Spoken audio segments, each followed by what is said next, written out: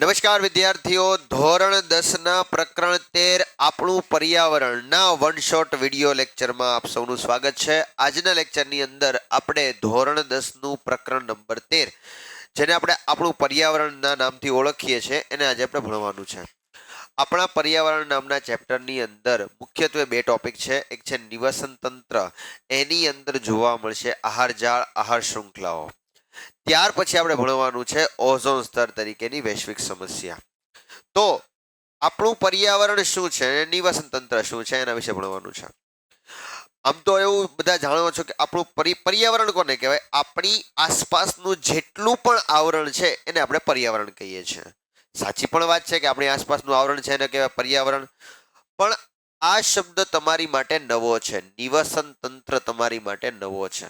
Sir, નિવસન તંત્ર એટલે શું થાય? નિવસન તંત્ર એટલે શું? તો સજીવ જે કંઈ પણ વસવાટ કરે છે એ સજીવ તેની આસપાસ રહેલા ભૌતિક પરિસર સાથે આંતરક્રિયા કરે છે. સર, આંતરક્રિયા કરે છે એટલે શું? આંતરક્રિયા કરે છે એટલે શું? ભૌતિક પરિસરમાંથી સજીવો અમુક પદાર્થો મેળવે છે અને આ સજીવો પોતાની ક્રિયા કર્યા પછી અમુક પદાર્થોને પાછા ભૌતિક પરિસરમાં મુક્ત કરે છે. તો આનાથી એક તંત્ર બને છે. તો આનાથી એક તંત્રનું નિર્માણ થાય છે. આ તંત્રને કહેવામાં આવે છે નિવસન તંત્ર. તો ભૌતિક પરિસર અને સજીવો ભેગા મળીને એક આંતરક્રિયા તંત્રની રચના કરે છે. આ આંતરક્રિયા તંત્રને કહેવામાં આવે છે નિવસન તંત્ર.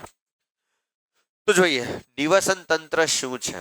તો નિવસન તંત્ર આમ તો જોવા જઈએ તો કોનું બનેલું હોય છે? સજીવો તરીકે વનસ્પતિ હોય, પ્રાણી હોય, માનવ હોય, સૂક્ષ્મ જીવો હોય, આ બધા દ્વારા નિવસન તંત્ર બને છે. ફરીથી વ્યાખ્યા યાદ રાખજો, ભૂલી ન જતા. સજીવ અને તેનું ભૌતિક પરિસર એકબીજા સાથે આંતરક્રિયા કરે છે. આથી આંતરક્રિયા તંત્રની રચના થાય છે જેને કહેવામાં આવે છે નિવસન તંત્ર. ઓકે, તો નિવસન તંત્રના કેટલા પ્રકાર છે? નિવસન તંત્રના મુખ્યત્વે બે પ્રકાર છે. એક છે કુદરતી નિવસન તંત્ર અને માનવ નિર્મિત નિવસન તંત્ર. કુદરતી નિવસન તંત્ર કોને કહેવાય? કુદરતી નિવસન તંત્રમાં જંગલ, તળાવ, રણ, ઘાસની જમીન, દરિયાઈ નિવસન તંત્ર. આમ જોવા જઈએ તો કુદરતી નિવસન તંત્ર જે છે ને એ બે પ્રકારનું છે, સ્થળજ અને બીજું છે જલજ. અને સ્થળજ જે છે ને એના ત્રણ પ્રકાર પડે છે. એક તો તૃણભૂમિનું, બીજું રણભૂમિનું અને ત્રીજું જંગલનું નિવસન તંત્ર. જલજના પાછે બે પ્રકાર. જલજના નિવસન તંત્રના બે પ્રકાર છે, મીઠા પાણીનું અને બીજું ખારા પાણીનું કે દરિયાઈ નિવસન તંત્ર. મીઠા પાણીમાં નદી, તળાવ, સરોવરનો સમાવેશ થાય. ખારા પાણીની અંદર દરિયાઈ સજીવોનો સમાવેશ થાય છે. હવે માનવ નિર્મિત નિવસન તંત્રમાં શું શું આવશે કે જે મનુષ્યએ એવું બનાવ્યું છે કે સજીવો અને નિર્જીવો એકબીજા સાથે આંતરક્રિયા કરે. સૌથી પહેલો આવશે બગીચો, પછી આવશે માછલી ઘર, પછી આવશે ખેતર. યાદ રાખજો, ખેતર માનવ નિર્મિત નિવસન તંત્ર છે. પેપર ટ્વિસ્ટ કરવા આવો ક્વેશ્ચન પૂછાય કે ખેતર કેવું નિવસન તંત્ર છે? ખેતર માનવ નિર્મિત છે. પાક આપમેળે ભલે ઉગે પણ એને ઉગાડવા માટે મહેનત કોણ કરે છે? મનુષ્ય, એટલે માનવ નિર્મિત થશે. પછી શહેરી વાતાવરણ જે આપણે બનાવ્યું છે એ પણ કયું હશે? માનવ નિર્મિત નિવસન તંત્ર. તો આ થઈ ગયા નિવસન તંત્રના પ્રકાર. ફરીથી, નિવસન તંત્ર એટલે શું? સજીવો અને તેનું ભૌતિક પરિસર એકબીજા સાથે આંતરક્રિયા કરે છે અને આંતરક્રિયા તંત્રની રચના થાય છે જેને કહેવામાં આવે છે નિવસન તંત્ર. નિવસન તંત્રની અંદર કેટલા સજીવોના પ્રકાર પડે છે? નિવસન તંત્રના પ્રકાર કેટલા? બે. કયા કયા? તો કુદરતી અને માનવ નિર્મિત. કુદરતી નિવસન તંત્રના કેટલા પ્રકાર? બે, સ્થળજ અને જલજ. સ્થળજના કેટલા પ્રકાર? ત્રણ. કયા કયા? તૃણભૂમિનું. સર, તૃણભૂમિ એટલે શું? તૃણ એટલે ઘાસ. એટલે આપણે જે વસવાટ કરીએ છીએ, આપણે જે જગ્યાએ વસવાટ કરીએ છીએ, આપણે શેમાં આવશું? તૃણભૂમિના નિવસન તંત્રમાં. રણ પ્રદેશની અંદર પણ નિવસન તંત્ર હોય. રણ પ્રદેશની અંદર પણ રણ પ્રદેશની વનસ્પતિઓ હોય, એને ખાનારા પ્રાણીઓ હોય, એને પણ ખાનારા પ્રાણીઓ હોય, તો એ રણ પ્રદેશનું નિવસન તંત્ર છે. પણ જંગલીય નિવસન તંત્રની અંદર સિંહ, વાઘ ને એ બધા પ્રાણીઓ જે આવશે એ શેમાં આવશે? જંગલીય નિવસન તંત્રની અંદર આવશે. જલજ નિવાસન તંત્રની અંદર પાણીની અંદર વસવાટ કરતા સજીવો, એમાં પાછા બે પ્રકાર, મીઠા પાણીનું અને ખારા પાણીનું. નદી, તળાવ, સરોવર મીઠા પાણીનું આવશે, દરિયાઈ નિવાસન તંત્ર ખારા પાણીનું. ઓકે, આમાંથી એક સવાલ જે છે ને એ એવો પણ તમને પૂછાય છે, સૌથી નાનું નિવસન તંત્ર કયું છે? સૌથી નાનું નિવસન તંત્ર, દુનિયાનું સૌથી નાનું નિવસન તંત્ર કયું છે? રણ પ્રદેશનું નિવસન તંત્ર. સૌથી મોટું નિવસન તંત્ર, દુનિયાનું સૌથી મોટું નિવસન તંત્ર કયું છે? મોટું નિવસન તંત્ર. મોટું નિવસન તંત્ર કયું આવશે? ખારા પાણીનું, એટલે કે દરિયાઈ નિવસન તંત્ર. દરિયાઈ નિવસન તંત્ર એ સૌથી મોટું નિવસન તંત્ર છે. તો આવા સવાલ તમને પૂછાઈ શકે છે. ચલો આગળ જોઈએ. નિવસન તંત્ર શેમાં શેમાં હોઈ શકે? મતલબ કદમાં વિવિધતા હોય. મેં તમને કીધું ને, નાનું પણ હોઈ શકે, મોટું પણ હોઈ શકે. નાનું શું ઉદાહરણ આપ્યું મેં તમને? રણ પ્રદેશનું. મોટું શું ઉદાહરણ આપ્યું છે મેં તમને? દરિયાઈ નિવસન તંત્ર. બીજું, આંતરક્રિયા કરે છે. કોની વચ્ચે આંતરક્રિયા કરે છે? ભૌતિક પરિસર અને એની સાથે સજીવો. સજીવો અને ભૌતિક પરિસર સાથે શું કરે છે? આંતરક્રિયા કરે છે. નંબર 3, વિશિષ્ટ બંધારણ. વિશિષ્ટ બંધારણ એટલે શું? એના કાર્યો કેવા હોય? ચોક્કસ હોય. સર, કાર્યો શું કરે? નિવસન તંત્રમાં શું કાર્ય કરે? નિવસન તંત્રની અંદર હોય એના ઘટકો, એ ઘટકો એકબીજા ઉપરથી પોષણ મેળવવાનું કાર્ય કરે છે. પછી પરસ્પર જોડાણ, એકબીજા સાથે જોડાણ. ઓકે, આમ જોવા જઈએ તો ઘાસ અને સિંહને કોઈ જોડાણ નથી. ઘાસ અને સિંહને કોઈ જોડાણ નથી, પરંતુ ઘાસ અને હરણને જોડાણ છે, હરણ અને સિંહને જોડાણ છે. તો પારસ્પરિક સંબંધ કેવી રીતે જોડાયેલા છે એ પણ આપણે નિવસન તંત્ર ઉપરથી ખ્યાલ આવશે. ઓકે, નિવસન તંત્રના તમને ઘટકો પૂછે તો આ સવાલ પણ મને લાગે છે કે ઇમ્પોર્ટન્ટ બની શકે. નિવસન તંત્રના ઘટકો. નિવસન તંત્રના કેટલા ઘટકો છે? 2. એક છે અજૈવિક ઘટક અને બીજું છે જૈવિક ઘટક. અજૈવિક ઘટકો કે જેની અંદર સજીવ નથી એવા બધા જ નિવસન તંત્રના ઘટકો, ભૌતિક પરિસરના બધા જ ઘટકો જે છે એ શેમાં આવશે? અજૈવિક ઘટકોમાં. તો ભૌતિક પરિસર આસપાસના બધા જ નિર્જીવ પદાર્થો શેમાં આવશે? અજૈવિક ઘટકોમાં. જૈવિક ઘટકોમાં કોણ આવશે? બધા જ સજીવો. સજીવ માત્ર જે છે એ બધા કયા આવશે? જૈવિક ઘટકો. પહેલા તો અજૈવિક ઘટકમાં જોઈ લઈએ. તાપમાન, વરસાદ, પવન, જમીન, પ્રકાશ અને ખનિજો, આ બધું શેમાં આવશે? અજૈવિક ઘટકોમાં. જૈવિક ઘટકમાં કેટલા પ્રકાર પડે છે? 3. કયા કયા? ઉત્પાદકો, ઉપભોગીઓ અને વિઘટકો. ઉત્પાદકો એટલે શું? જે સજીવો ક્લોરોફિલ ધરાવે છે એ સજીવો સ્વયંપોષી પોષણ ધરાવે છે, તો એને કહેવામાં આવે છે ઉત્પાદક સજીવો. જે સજીવો ક્લોરોફિલ ધરાવતા નથી અને ઉત્પાદક સજીવ પર આધાર રાખે છે તો એને કહેવાય ઉપભોક્તા, કે જેને સબસ્ક્રાઇબર્સ કહેવામાં આવે છે. અને જે સજીવો ઉપભોક્તા નાશ થયા પછી એમાંથી પોષણ મેળવે, ધેટ ઇઝ ડીકમ્પોઝર્સ, એટલે વિઘટકો. અને વિઘટકોનું પોષણ ક્યાં જાય છે? પાછું અજૈવિક ઘટકોમાં જાય છે. અજૈવિક ઘટકોમાંથી ક્યાં જાય છે? ઉત્પાદકમાં જાય છે. પાછી સાયકલ પૂરી થાય છે આવી રીતે. સૌથી પહેલા તો તમને અહીંયા આગળ ઘટકો આપ્યા છે, એમાંથી પહેલો ઘટક તમને આપ્યો છે ઉત્પાદકો, પ્રોડ્યુસર્સ. પ્રોડ્યુસર્સ જે પોષણ બનાવે. ક્લોરોફિલ ધરાવતા બધા જ સજીવો બનાવે છે પ્રથમ પોષક સ્તર. યાદ રાખજો, આ પેપરમાં પૂછાય.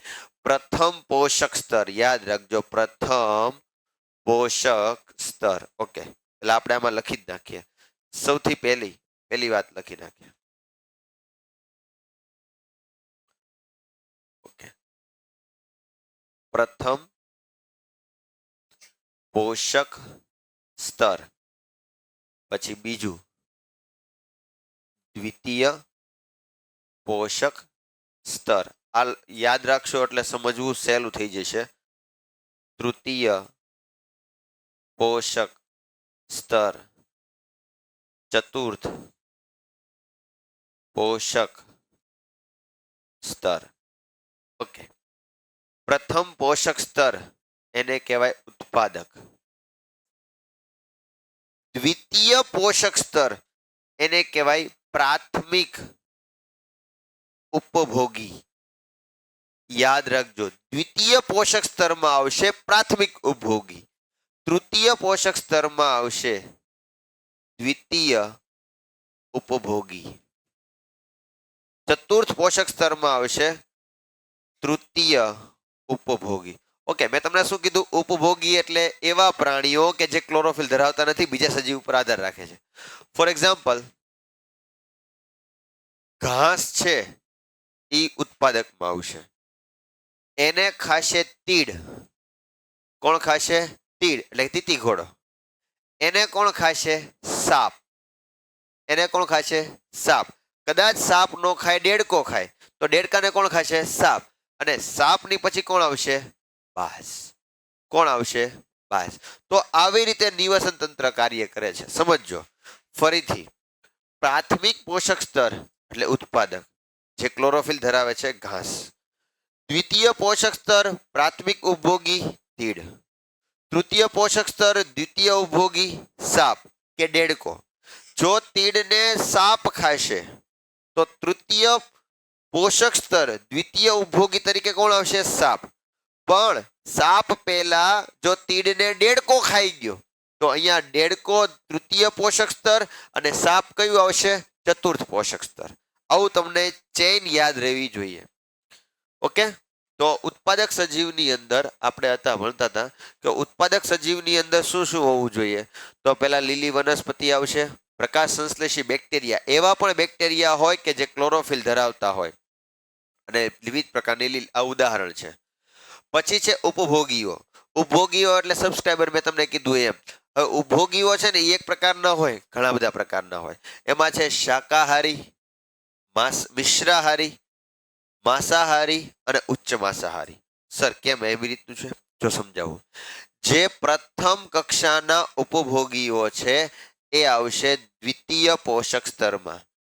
દ્વિતીય પોષક સ્તર, જે વનસ્પતિનો ખોરાક તરીકે ઉપયોગ કરશે. પછી બીજા ક્રમમાં ઉપભોગીઓ કે જે અન્ય તૃણાહારીનો ખોરાક તરીકે ભક્ષણ કરે, એને કહેવાના બીજા ક્રમના ઉપભોગી અથવા તો તૃતીય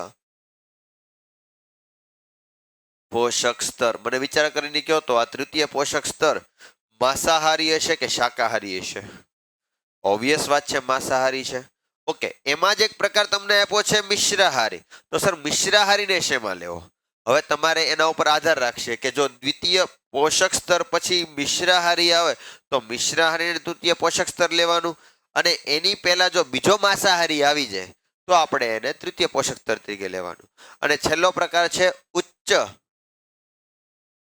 પોષક સ્તરમાં ઉચ્ચ માંસાહારી. સર ઉચ્ચ માંસાહારી એટલે હું એવા પ્રાણીઓ કે જે બીજા માંસાહારી પ્રાણીઓમાંથી પોષણ મેળવે. સમજો, એવા માંસાહારી પ્રાણીઓ કે બીજા માંસાહારી પ્રાણીઓમાંથી પોષણ મેળવે એને કહેવામાં આવે છે ઉચ્ચ માંસાહારી.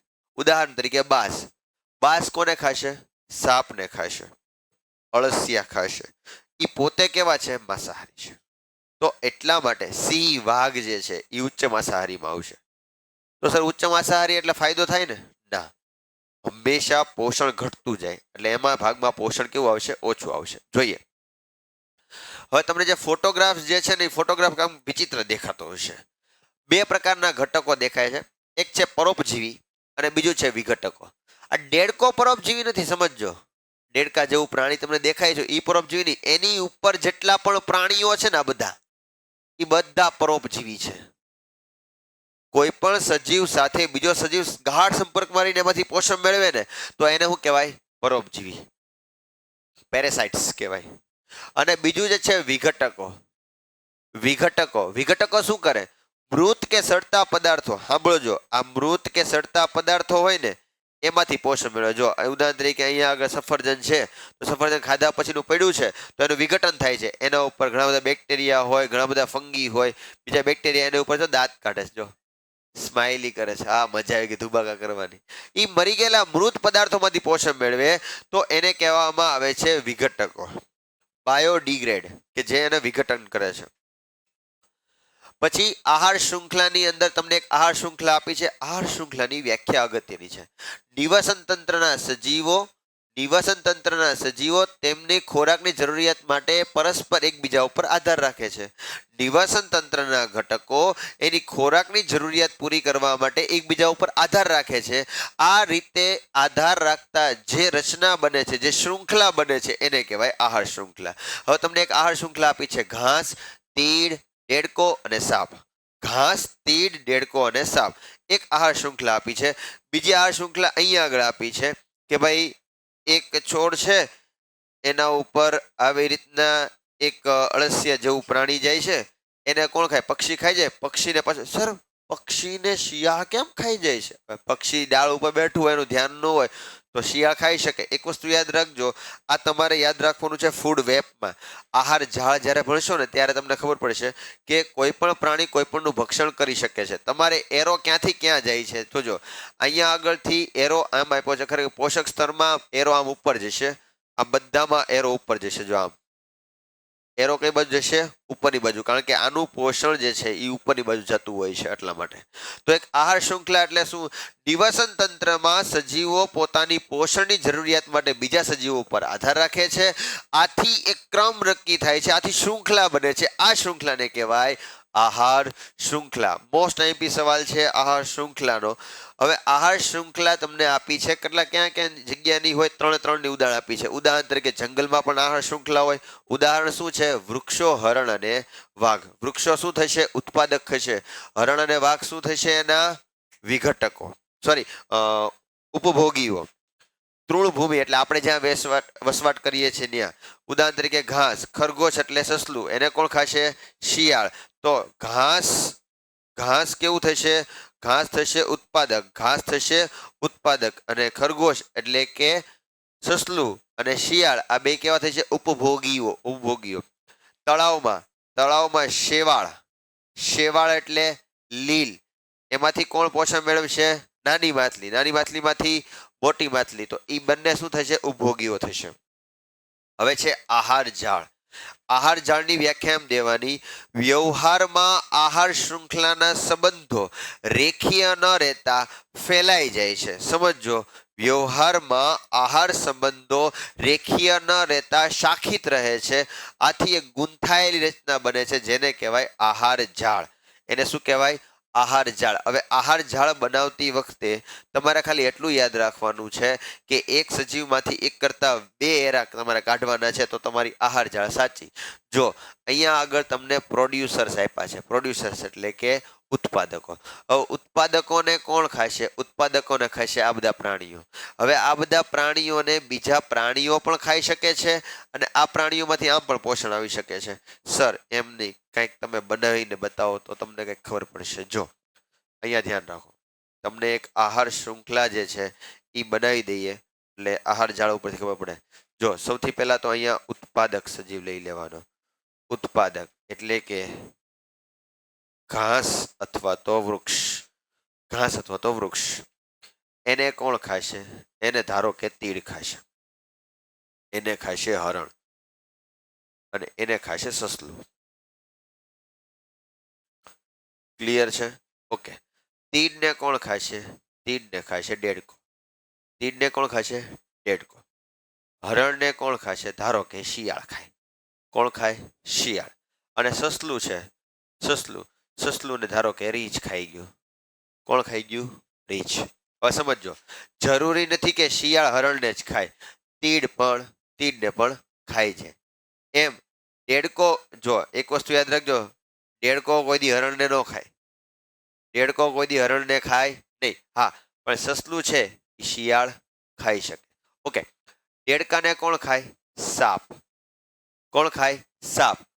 હવે અહીંયા આગળ રીંછ પછી અહીંયા આગળ ઉપર રાખી દઈએ સિંહ, અને અહીંયા ઉપર રાખી દઈએ બાજ. સમજો, શિયાળ જે છે, શિયાળને કોણ ખાય? સાપ. હે સર, સાપ શિયાળને ખાઈ જાય? હા, ખાઈ શકે. હવે સાપની બદલે તમે અહીંયા આગળ બાજુમાં લખી નાખો અજગર. થઈ ગયું તમારું કામ. ઓકે. શિયાળમાંથી એક એરો વયો જશે સિંહમાં. રીંછ હોય, રીંછને સિંહ ખાઈ જાય. ખવડાવજો ને, આપણે ક્યાં ઘરે લેવા જવો? સિંહમાં એક એરો જવા જ દેવાનો બધાયનો. દેડકો શું કામ ન ખાય? સિંહ ખાય જ તે ને, થોડો ના પડે. સસલાય નહીં ના ન પાડે. તમે જુઓ, જ્યારે પણ તમારે આવી રીતે, હા સિંહમાંથી કોઈ દિવસ જેને ઉત્પાદકમાંથી નહીં કાઢવાનો. કારણ કે આપણી એક કહેવત છે, શું? ભૂખ્યો રે પણ ઘાસ નો ખાય, ઈ સિંહની જાત. તો સિંહ કેવા હોય? ભૂખ્યા મરશે પણ ઘાસ ખાય, ઈ આ નહીં. બરાબર? દેવાયતભાઈ જે બોલે છે ને, ખદડા ને આ ને તે ને પછી એ બધા એમાં ટૂંકમાં આવી રીતે યાદ રાખજો, વ્યવહારમાં આહાર સંબંધો સીધા ન રહેતા ગૂંથાયેલા રહે છે, જેને કહેવાય આહાર જાળ. બસ આવું બનાવી નાખો તો તમને માર્ક મળી જશે. તમારે ટૂંકમાં એકબીજાની ઉપર ક્રોસ થતા હોવા જોઈએ. ક્લિયર છે? તો આ હતું આહાર જાળ. આહાર જાળ કેવી રીતે બને છે? તો કહેવાનું, વ્યવહારમાં આહાર સંબંધો રેખીય ન રહેતા શાખિત રહે છે, આથી એકબીજા સાથે ગૂંથાયેલી રચના બનાવે છે, શાખાયુક્ત રચના બનાવે છે, જેને કહેવાય આહાર જાળ. હવે આ સવાલ જે છે એમાંથી એપ્લાઇડ પ્રકારનો ક્વેશ્ચન પૂછાય છે.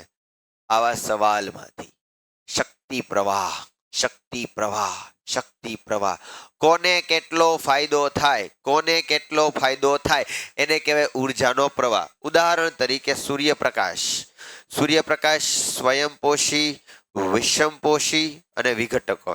જો સમજો, સૂર્યપ્રકાશમાંથી ઉર્જા આવી, ધારો કે 100% ઉર્જા હોય સૂર્યપ્રકાશની, એની ફક્ત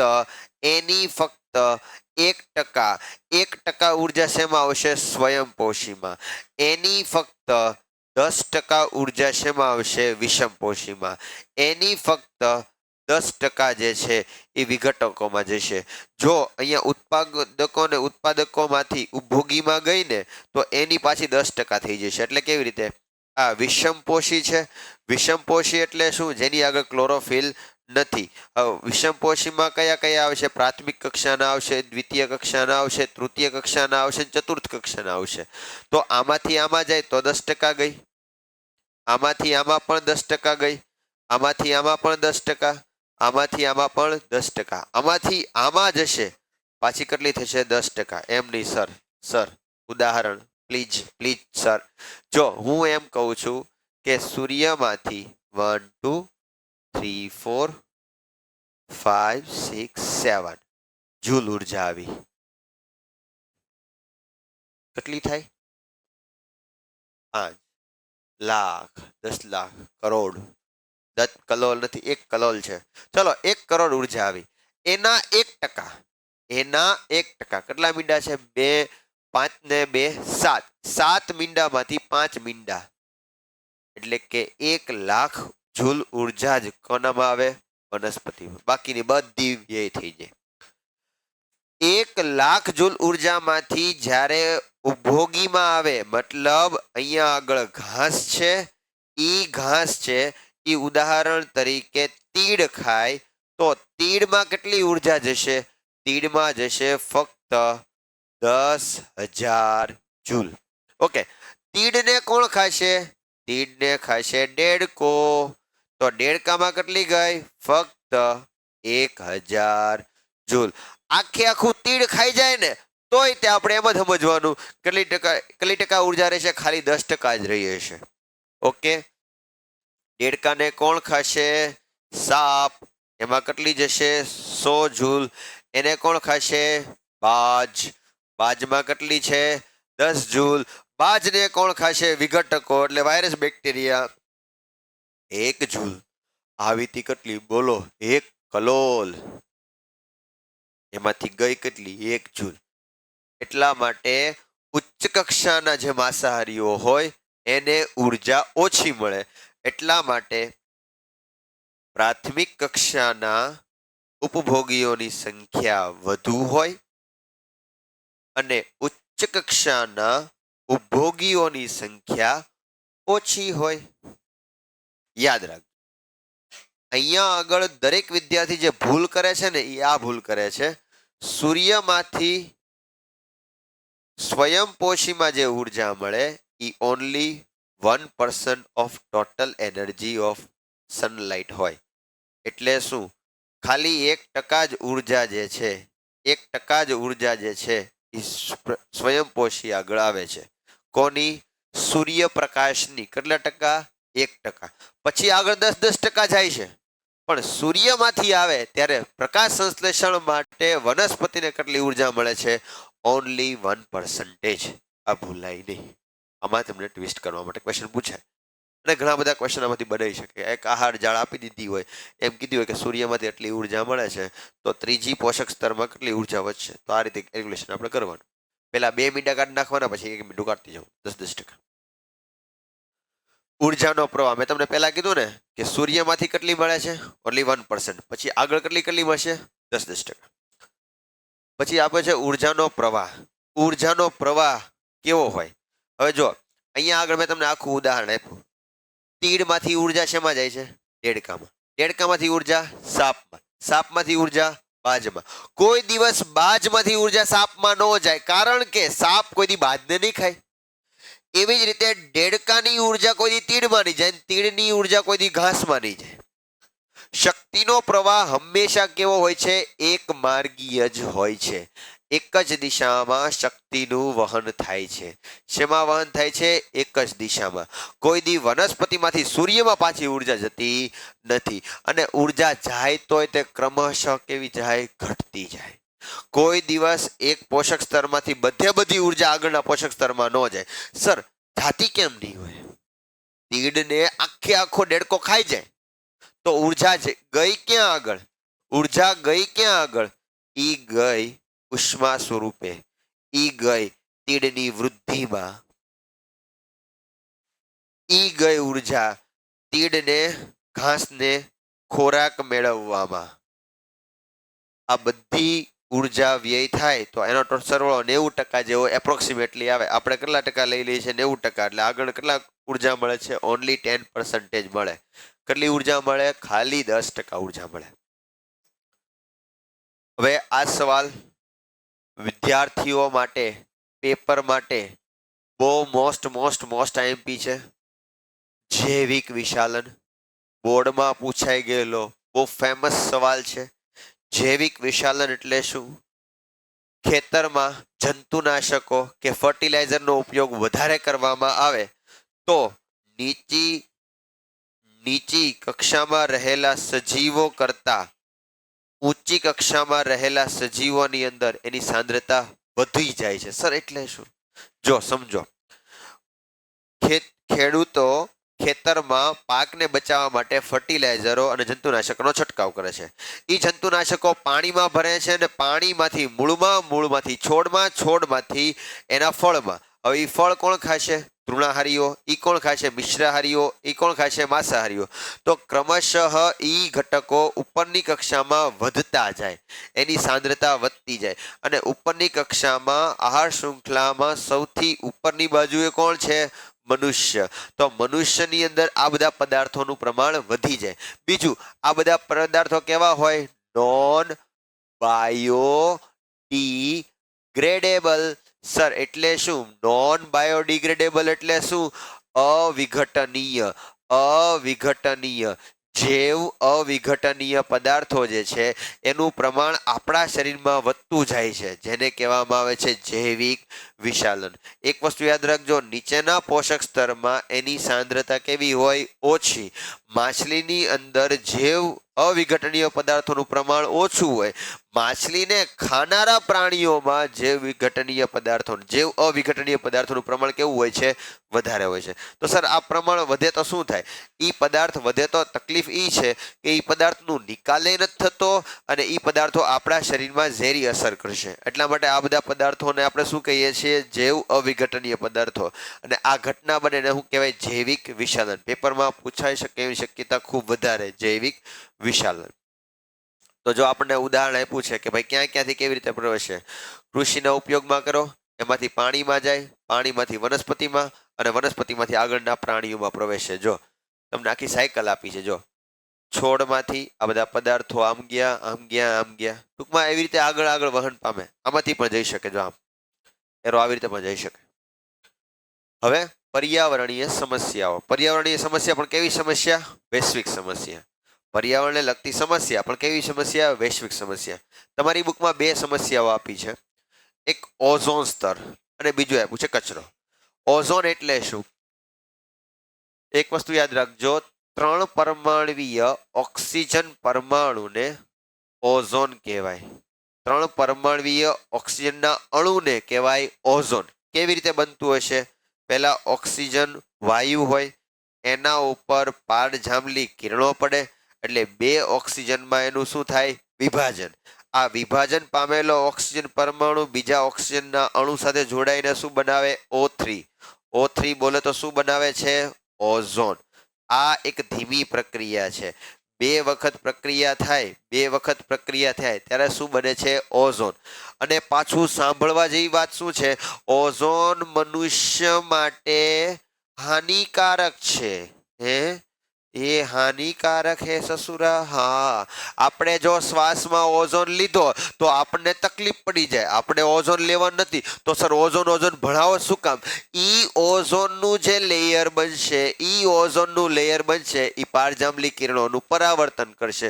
સર તો ડખ્ખો ને ઓછું મળે ને? નહીં, આ પારજાંબલી કિરણો આપણી માટે હાનિકારક છે. આપણી માટે ચામડીના રોગ કરે, ચામડીના રોગ કરશે, આંખના મોતિયા બનાવશે, આંખના મોતિયા આપશે, રોગ પ્રતિકારક શક્તિ ઓછી કરશે, રોગ પ્રતિકારક ક્ષમતામાં ઘટાડો કરશે.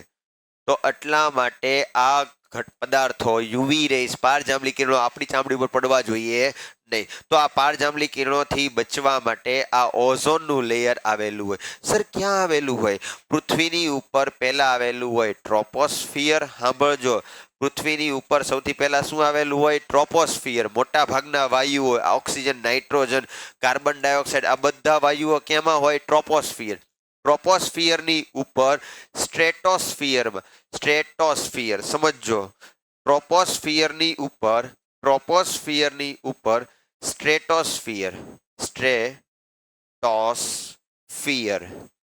સ્ટ્રેટોસ્ફિયરની અંદર આ ઓઝોન આવેલું હોય, જે પારજાંબલી કિરણોનું કાં તો શોષણ કરી નાખે કાં તો પરાવર્તન કરી નાખે. પૃથ્વીની સપાટી સુધી પહોંચવા દેતા નથી. તો સર તકલીફ શું છે? તકલીફ ઈ છે કે આપણે વારંવાર ફ્રેયોન વાયુ વાપરીએ છીએ. કયો વાયુ વાપરીએ છીએ? ફ્રેયોન. આ ફ્રેયોન વાયુ ક્યાં આગળ હોય? એસી અને રેફ્રિજરેટરમાં હોય. શેમાં હોય છે? એસી અને રેફ્રિજરેટરમાં. એનો મુખ્ય ઘટક કયો છે? CFC, chlorofluorocarbon. અને એમાં પણ કયો ઘટક હોય? ક્લોરીન. આ ક્લોરીન છે, ઈ ક્લોરીન આ ઓઝોનના સ્તરને તોડી નાખે. તો શું થાય? આ ક્લોરીન જો ઓઝોનના સ્તરને તોડી નાખે તો થાય એવું કે પારજાંબલી કિરણો પહેલા જે પરાવર્તન પામતા હતા, એ પારજાંબલી કિરણો પરાવર્તન પામવાને બદલે પૃથ્વીની સપાટી ઉપર સીધા આવી જાય છે. જેના કારણે કઈ અસર થાય છે મેં તમને લિસ્ટ આઉટ કરાવી છે. આ બધી અસર થાય છે. એટલા માટે પારજાંબલી કિરણો પૃથ્વી સપાટી ઉપર આવવા જોઈએ નહીં. તો એની માટે શું કરી શકાય? એની માટે જેટલો બને એટલો CFC ક્લોરીનનો ઉપયોગ ઘટાડવો જોઈએ. તમે જોજો અમે બધા એસી ઉપર R32 ગેસ લખેલો હશે ગ્રીન કલરથી.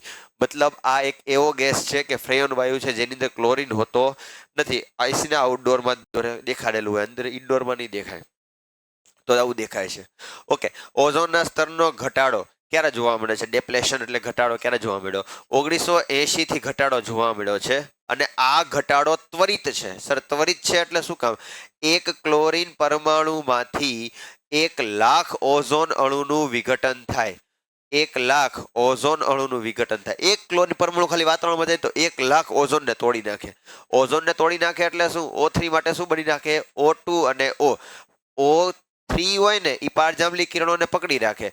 O2 કે ઓક્સિજન છે ને એ પારજાંબલી કિરણો પકડી શકતું નથી, એટલે સીધા વયા જાય. જો એને કહેવાય ઘટાડો.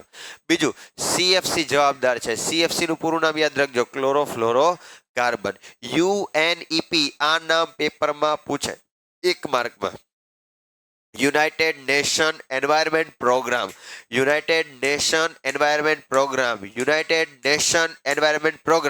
એ નક્કી કર્યું ભાઈ કઈ સાલમાં?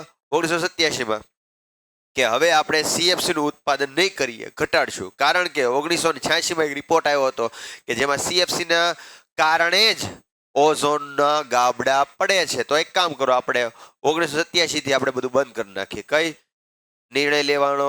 UNEP. ઓકે, CFC મુક્ત. મતલબ હવે આપણે કોઈ પણ પ્રકારનો CFC નો ઉપયોગ કરવાનો નહીં ઓઝોન સ્તરને ઘટાડવા માટે. પછી આવ્યું કચરો. કચરો એટલે શું? આપણા ઘર વપરાશમાં ઉત્પન્ન થતો નકામો વધારાની ચીજ વસ્તુઓ કે જેનો ઉપયોગ કરતા નથી એને શું કહેવાય? કચરો. કચરાના કેટલા પ્રકાર? જો યાદ રાખજો, સ્વરૂપના આધારે, સ્વરૂપ એટલે કે અવસ્થાના આધારે પૂછે ને, અવસ્થાના આધારે તો બે પ્રકાર, ઘન કચરો અને બીજું પ્રવાહી કચરો. સર વાયુ કચરો નો આવે? ના ના, વાયુ કચરો નો આવે. ઘન કચરો અને પ્રવાહી કચરો. ઘન સ્વરૂપમાં હોય ઘન કચરો કહેવાય, પ્રવાહી સ્વરૂપમાં હોય પ્રવાહી કચરો કહેવાય. તફાવત 2 માર્ક પૂછવું હોય તો શું કહેવાનું? ઘન કચરામાં રીંગણાના ડીટીયા આવશે, બટેટાની છાલું આવશે, પછી ઘર વપરાશમાં અથવા તો આપણા ઘરમાં તૂટી ગયેલું રિમોટ આવશે. આ બધું ઘન કચરામાં. પ્રવાહી કચરામાં શું આવશે? સુએજનો કચરો. સુએજનો કચરો. ગટરનો કચરો તો ન કહેવાય, સુએજનો કચરો કે સારું લાગે. કચરો જે છે એ કે છે. યાદ રાખજો, ઘન કચરાના વ્યવસ્થાપન માટે, ઘન કચરાના વ્યવસ્થાપન માટે એવું કહી શકાય છે કે ઘન કચરાનું વ્યવસ્થાપન મુશ્કેલ અને મોંઘું છે, જ્યારે પ્રવાહી કચરાનું વ્યવસ્થાપન સરળ અને સસ્તું છે. સર કેમ? એક વખત ગટરની પાઇપલાઇન બનાવી નાખી, પછી પ્રવાહી કચરો જાતો જશે જ્યારે બંધ થાય ત્યારે બોલાવી લેવાના ગટર સાફ કરવા વાળાને, કરી નાખશે. પણ ઘન કચરાનું વ્યવસ્થાપન માટે શું કરવું પડે? સ્વચ્છ ભારત કા ઈરાદા કર લિયા હમને, એને બોલાવવા પડે. કારણ એનું વ્યવસ્થાપન કેવું છે? મુશ્કેલ અને મોંઘું છે. એવી જ રીતે કચરાઓને આપણે 2 બાલ્ટીમાં ભેગા કરવા જોઈએ. ખરેખર કોઈ કરતું જ હોતું નથી. ખરેખર એવું હોય કે આપણા ઘરે જેટલા પણ કચરા બને છે એમાં તમારે 2 પાર્ટ પાડવા પડે. એક કચરો કે જેનું વિઘટન થઈ શકે છે, બાયોડિગ્રેડેબલ, અને એક કચરો કે જેનું વિઘટન થવાનું નથી. સર પહેલા એ જ ખબર નથી વિઘટન થાય કે ન થાય. તમે વિચાર કરો, જે કચરા જમીનમાં નાખ્યા પછી અઠવાડિયા કે મહિના કે 15 દિવસ પછી કે 1.5 મહિના પછી જો એ કચરો ત્યાંથી વયો જાય તો ઓછો થઈ જાય તો સમજી લેવાનું જે વિઘટનીય કચરો હોય. જે વિઘટનીય કચરામાં શું આવશે? રસોડાનો કચરો, શાકભાજીનો કચરાની છાલ, કાગળ, કપડાં જે છે એ શેમાં આવશે? જૈવ વિઘટનીય. અવિઘટનીયમાં કાચ, પ્લાસ્ટિક, પોલિથીન, પ્લાસ્ટિક જે હોય ને એ બધું શેમાં આવશે? જૈવ અવિઘટનીય. આનું કચરાનું વ્યવસ્થાપન અલગ રીતે કરવા માટે આપણે અલગ રીતે એને સ્ટોર કરવો જોઈએ, પણ અત્યારમાં એવું આપણે કોઈ કરતા નથી. હવે જૈવ વિઘટનીય કચરો, રસોડાનો કચરો. સર પીઝા આવે? હા આવે. બગડેલા ખાદ્ય પદાર્થો, શાકભાજી અને ફળોની છાલ, ચાની પત્તી, ચા બનાવ્યા પછીની પત્તી, દૂધના ખોખા. સર દૂધના ખોખા થોડા હોય, થેલી હોય. એટલે ઓલું જે પેકિંગ માટે આવે ને ખોખાની વાત કરે છે. દૂધના ખોખા નહીં, ખાલી આપણે એમ ખોખા.